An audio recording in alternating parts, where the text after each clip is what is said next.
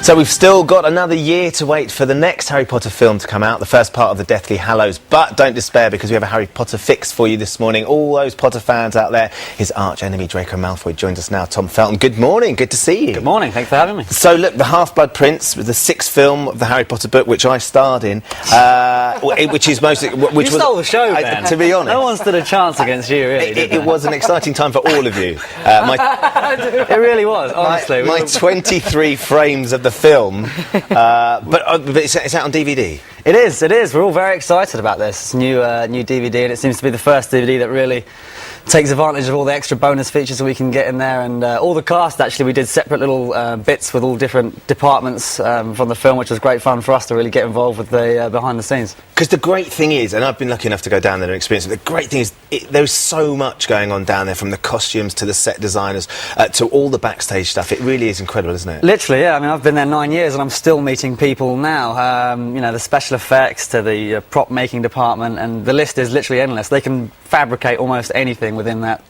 mile radius. It's fantastic. Great. Well, let's just remind ourselves a quick look at the film. Sure. I know what you did, Malfoy. You hexed her, didn't you?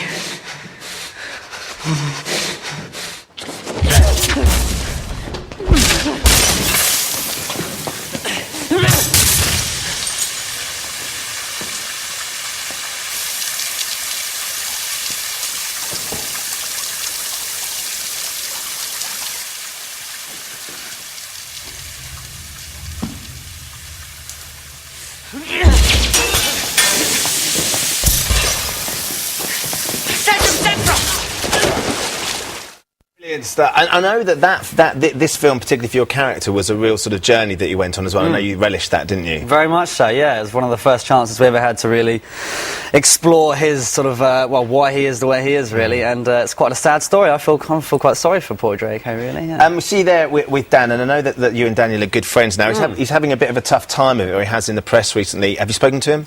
Yeah, very briefly. I haven't seen him over the weekend, but I spoke to him briefly just to make sure he was okay, and he seems to be dealing with it all right. And I think he's come to terms with the fact that not always the press are on his side. And I think it's a difficult thing, though, isn't it? Because here you are, young men, sort of going through life, and yet you're still playing teenagers and school children, essentially, and you are the heroes to children up and down the country. Is that quite a lot of pressure for you guys to have to deal with? Yeah, I think it's, you know, especially for Daniel more than anyone, really. And it doesn't make it easier when people are publishing articles that aren't true. And obviously, I feel for the guy, and I know he's got a very strong head on him, and I know that he'll sail through this one easily. But yeah, it's not easy.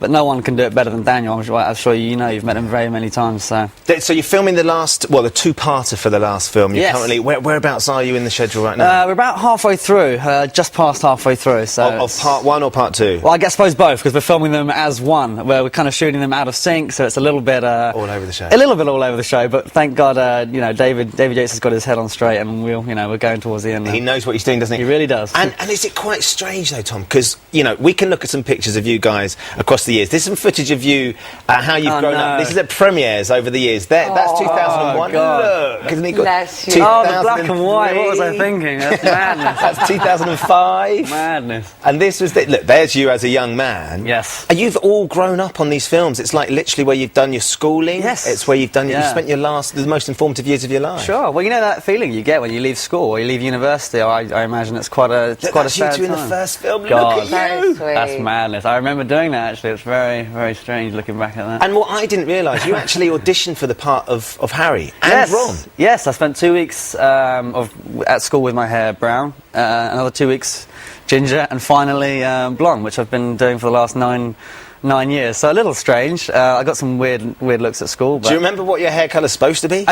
No, I've been told my eyebrows. So that's what it should mousy be. brown, something similar to yours, Ben. I think. Yeah, mousy, dirty brown. and so when you leave, will it go back to being your original? So I've been told. Yeah, I've already had a quite well with the hair department at Warner Brothers to say, look, if my hair falls out at the end of this, who do I come to? Where there's blame, there's a claim. That's what I'm thinking. Where there's blame, there's a claim. Well, Tom, it's lovely to see you. Thanks for coming in and chatting to us. Always a pleasure. And I'll see you up there for on set very soon, I hope. Cannot wait. We're looking forward to it. Yeah, great. Harry Potter is, of course, one of the biggest franchises ever, and our viewers can enter a competition on the website starting today to win a trip to Los Angeles, the home of all the major film studios, and you can experience all that film stuff firsthand.